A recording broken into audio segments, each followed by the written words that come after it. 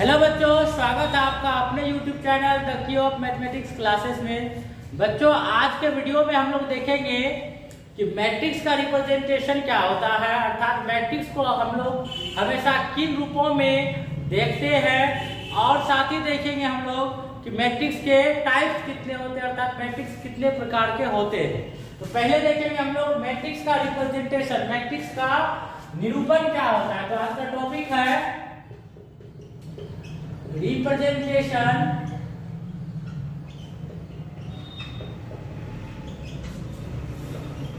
Of a matrix. किसी matrix का निरूपण यानी कि रिप्रेजेंटेशन क्या होता है। रिप्रेजेंटेशन का मतलब समझ सकते हैं कि किसी मैट्रिक्स को जनरली हम लोग किन रूपों में रिप्रेजेंट करते हैं, लिखते हैं। तो ध्यान देंगे, जैसे कि ये आपका क्या है, ए कोई मैट्रिक्स है, इसको हम लोग लिखते हैं हमेशा A11, A12, A13 and so on A1n। उसके बाद नीचे लिखेंगे A21, A22, A23, इस तरह से कहां तक, A2n तक।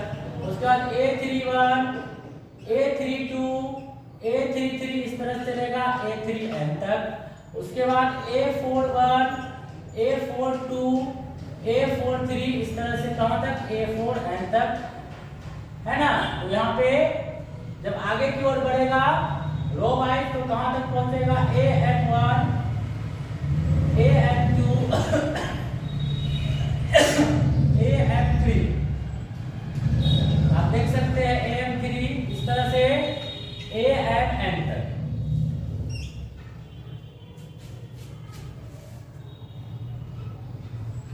तो इसी को कहा जाता है मैट्रिक्स का निरूपण यानी रिप्रेजेंटेशन। मैट्रिक्स का जो एक स्टैंडर्ड फॉर्म या फिर कहिए जनरल फॉर्म है ना, वो यही होता है A equals to A11, A12, A13 and so on A1n। तो ध्यान देने वाली बात यहाँ पे है कि आखिर A11, A12, A13 है क्या। तो A11, A12, A13 and so on AN जो है आपका मैट्रिक्स A का क्या है, एलिमेंट्स है। क्या है, मैट्रिक्स A का एलिमेंट्स है। आप गौर से देखिए कि इस मैट्रिक्स में कितना रो है। ये पहला रो हो गया, ये दूसरा रो हो गया, ये तीसरा रो हो गया, ये चौथा रो हो गया, और इस तरह से आप देख सकते हैं यहाँ पे ढेर सारा बीच में रो रहा होगा। तो चलते चलते कहां तक, तो M तक, जिसमें आपका M1 रो होगा। अर्थात इस मैट्रिक्स में M रो है, इसलिए यहाँ पे M रो लिख दिए। उसके बाद आप देख सकते हैं ये हो गया first column, second column, third column and so on to कहां तक, N तक। तो आप देख सकते हैं कहां तक किया है, N तक किया है, इसलिए इसको लिखेंगे N। तो M बाय N क्या हो गया, इस मैट्रिक्स का ऑर्डर। ये आपका जो है पहला कॉलम था, ये दूसरा कॉलम है, ये तीसरा कॉलम है, इस तरह से चलते चलते कहां तक गया है, N तक गया है ना।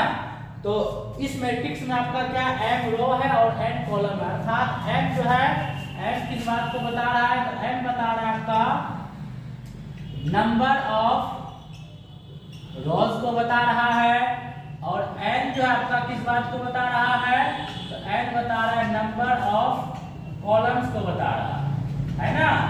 चूंकि इस मैट्रिक्स में M रोज है और N कॉलम्स है, इसलिए इस मैट्रिक्स का ऑर्डर क्या हो गया, M बाई N हो गया, है ना।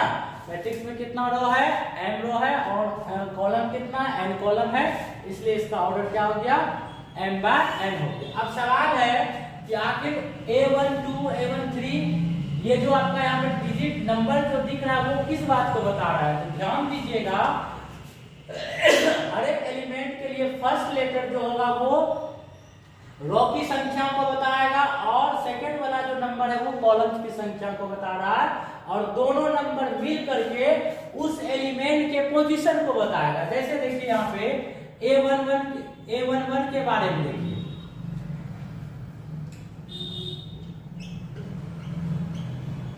A11 क्या है, तो A11 आपका है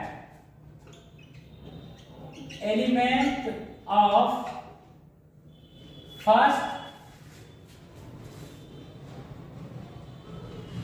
रो एंड फर्स्ट कॉलम। ध्यान दीजिए, ये हो गया आपका A11 का मतलब पहला रो, पहला पहला कॉलम का element of first row and first column. तो फर्स्ट रो और फर्स्ट कॉलम का एलिमेंट को कौन बता रहा है? A11। उसी तरह से A12 का मतलब क्या है देख सकते हैं, पहला वाला लेटर आपको किसको बताता है? रो को, और दूसरा वाला किसको? कॉलम को। इसको लिखेंगे, ये क्या हो गया आपका? ये हो गया आपका element of first row and second column.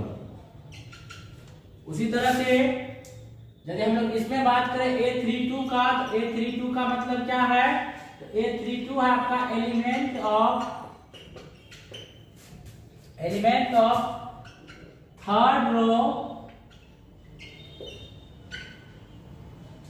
Third row and second column.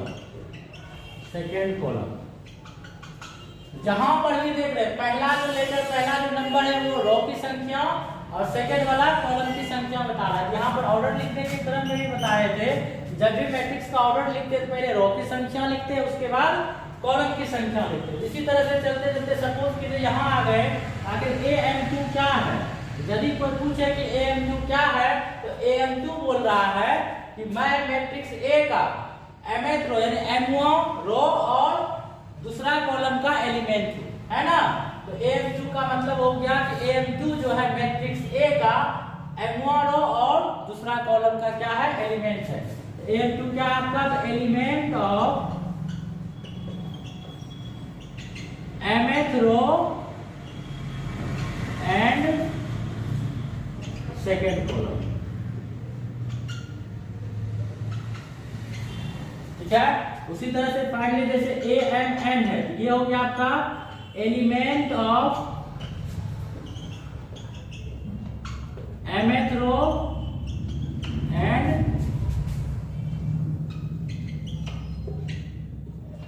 nth column.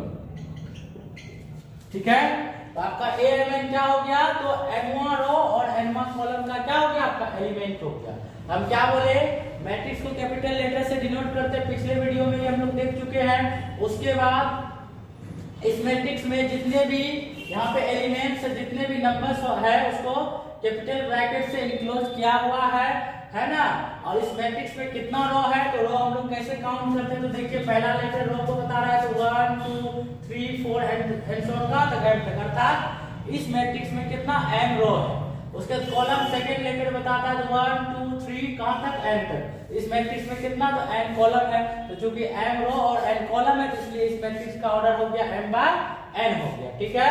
बाकी यहाँ पे जो एलिमेंट्स के साथ जो नंबर लिखा गया है, तो वो क्या बता रहा है? तो वो उसके पोजीशन को बता रहा है कि वो एलिमेंट आखिर इस मैट्रिक्स में किस पोजीशन पर स्थित है, अर्थात कौन से रो और कौन से कॉलम पर स्थित है। तो आप देख सकते हैं A23 है, तो A23 क्या है? तो दूसरा रो है ना, दूसरा रो और तीसरा कॉलम का एलिमेंट है।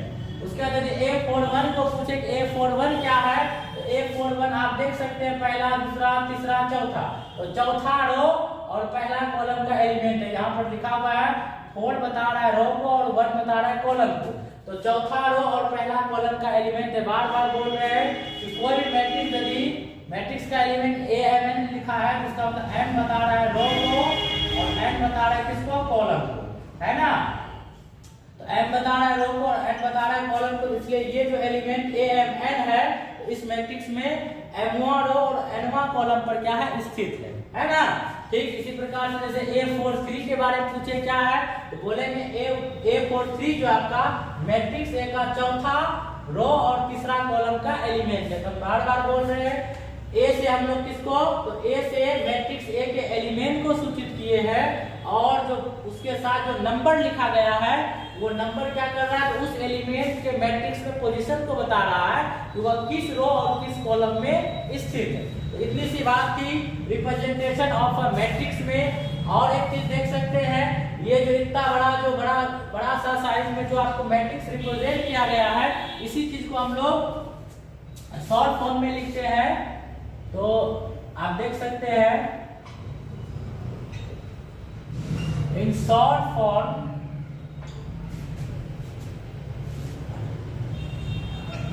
matrix is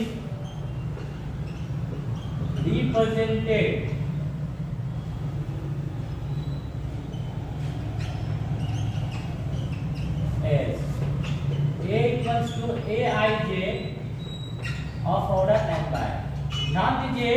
यदि मान लिया तो ये जो मैट्रिक्स लिखा हुआ है बड़ा साइज का जो मतलब इसका कहे कि बृहत रूप में लिखा हुआ है, तो इसी चीज को हम लोग शॉर्ट फॉर्म में है ना क्या लिखते हैं, A equals to Aij of order m by n, जहाँ I क्या बता रहा है, जहाँ I आपको पहले ही बोल चुके हैं, I आपको रो को बता रहा है ना, और J किसको बताता है, कॉलम को।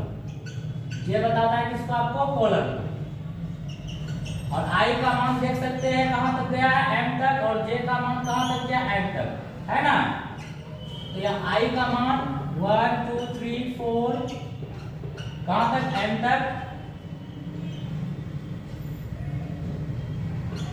और J का जो मान है कहां तक गया है आपका, ये गया है m तक, ठीक है। तो ये जो आपको जो लिखा हुआ है A equals to Aij of order m by n, तो ये क्या है आपका इसी रिप्रेजेंटेशन का शॉर्ट फॉर्म है ना। A equals to Aij of order m by n जो है ये क्या आपका इसी रिप्रेजेंटेशन का शॉर्ट फॉर्म है। आप देख सकते हैं कि रो जो है यानी कि रो का मान जो है 1 से लेकर m तक गया है, तो रो का मान जो है आप देख सकते हैं 1 से लेकर m तक गया है। उसके बाद कॉलम का जो मान है 1 से लेकर कहां तक, n तक गया है। आप देख सकते हैं कॉलम का मान 1 से लेकर n तक गया है। तो Aij का मतलब ये जो आपको Aij जो है मैट्रिक्स A के जनरल एलिमेंट को बता रहा है ना। तो Aij जो है आपका क्या है, ये आपका क्या है, मैट्रिक्स का जनरल एलिमेंट है। जनरल एलिमेंट इसको इसलिए कहे क्योंकि Aij जो है मैट्रिक्स A के हर एक एलिमेंट को क्या कर रहा है, रिप्रेजेंट कर रहा है I और J के डिफरेंट वैल्यूज के लिए। यदि I और J के जगह पर 1 1 रखेंगे तो ये एलिमेंट बन जाएगा आपका पहला कॉलम का एलिमेंट। यदि I के जगह पर 1 और J के जगह पर 2 रखेंगे तो यही एलिमेंट बन जाएगा आपका मैट्रिक्स A का पहला रो दूसरा कॉलम का एलिमेंट। उसी तरीके से यदि I के जगह पर 4 और J के जगह पर 2 रखेंगे तो A4 2 हो जाएगा, तो यही एलिमेंट बन जाएगा मैट्रिक्स A का चौथा रो और दूसरा कॉलम का एलिमेंट। तो ये था आपका मैट्रिक्स का रिप्रेजेंटेशन। ये रिप्रेजेंटेशन का क्या था आपका, ये आपका जो है रिप्रेजेंटेशन का बड़ा सा रूप था, है ना। और ये उसका क्या था, शॉर्ट रिप्रेजेंटेशन था, यानी कि शॉर्ट फॉर्म था। तो दोनों तरह से हम लोग मैट्रिक्स को रिप्रेजेंट करते हैं। तो ज्यादातर क्योंकि ये शॉर्ट फॉर्म है तो यूज में जब भी हम लोग किसी चीज को डिफाइन करेंगे हम लोग मैट्रिक्स का ये छोटा वाला रूप का ही यूज करेंगे। तो अच्छे से नोट डाउन कर लीजिए वीडियो को रोक करके और एक एक लाइन को इसमें समझने का प्रयास कीजिए।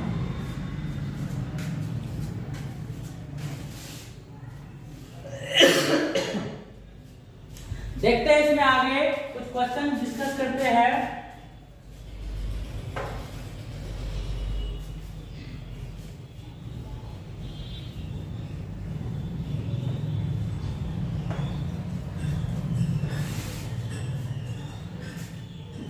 क्वेश्चन है देखिए,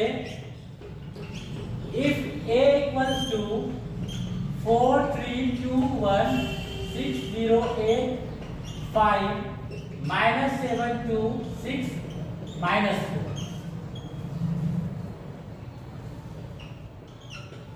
ये आपको मैट्रिक्स दिया गया।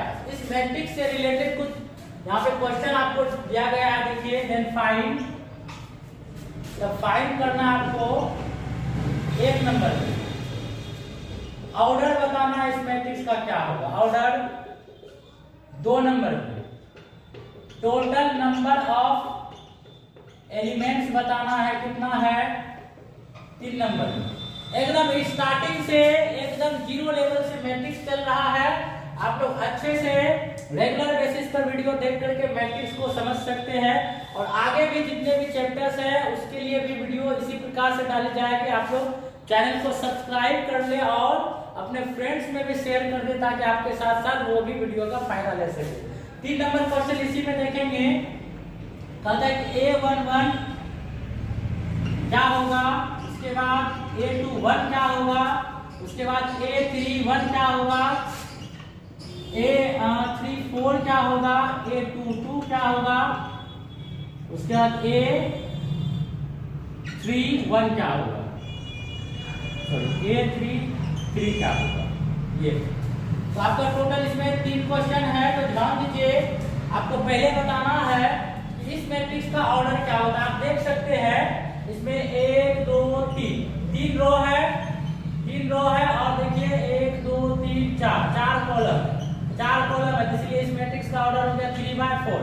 तो जितना रो रहता है और जितना कॉलम रहता है उसके, है ना, जब उसको इस चीज में इस रूप में लिख देंगे, जैसे इसमें 3 रो है तो 3 और 4 कॉलम है तो क्या हो गया इसका ऑर्डर 3/4, है ना। तो 3/4 क्या हो गया इसका ऑर्डर हो गया, किसका, तो मैट्रिक्स ए का। 3/4 क्यों हुआ, क्योंकि इस मैट्रिक्स में 3 रो है और 4 कॉलम, ठीक है, इसलिए ऑर्डर इसका हो गया 3/4। चलिए एक तो बन गया आपका, उसका टोटल नंबर ऑफ एलिमेंट्स मांगा है, तो टोटल नंबर ऑफ एलिमेंट्स के लिए क्या करते हैं, तो नंबर ऑफ रोज और नंबर ऑफ कॉलम्स को मल्टीप्लाई कर देते हैं, 3 into 4 तो हो गया 12 एलिमेंट। आप गिन सकते हैं इस मैट्रिक्स में टोटल 12 एलिमेंट है। अब आपको बताना है A11 का वैल्यू क्या होगा। A11 का मतलब क्या होगा कि मैट्रिक्स ए में फर्स्ट रो और फर्स्ट कॉलम पर कौन सा एलिमेंट है, आप देख सकते हैं पहला रो और पहला कॉलम पर कौन है, 4, ठीक है। उसके बाद A21 का मान क्या होगा, तो दूसरा रो पहला कॉलम, तो दूसरा रो पहला कॉलम पर कौन है, दूसरा रो पहला कॉलम, तो यही हो गया आपका 6 हो गया। उसके बाद आप आगे देख सकते हैं तीसरा रो पहला कॉलम, तीसरा रो थर्ड रो और पहला कॉलम, n हो गया, तो -7 हो गया आपका A31 का वैल्यू। उसके बाद A34 थर्ड रो और फोर्थ कॉलम, तो थर्ड रो और फोर्थ कॉलम तो -4 हो गया इसका वैल्यू। उसके बाद A22 यानी दूसरा रो और दूसरा कॉलम, तो सेकेंड रो और सेकेंड कॉलम तो कौन हो गया, तो 0 हो गया आपका इसका वैल्यू। उसके बाद A33 third row third column, तो आपका थर्ड रो थर्ड कॉलम तो हो गया आपका 6 हो गया। तो ये कुछ क्वेश्चन था रिप्रेजेंटेशन ऑफ मैट्रिक्स पर आधारित, है ना। तो नेक्स्ट वीडियो में हम लोग देखेंगे टाइप्स ऑफ मैट्रिक्स क्या होता है, इसको अच्छे से नोट कर लीजिए।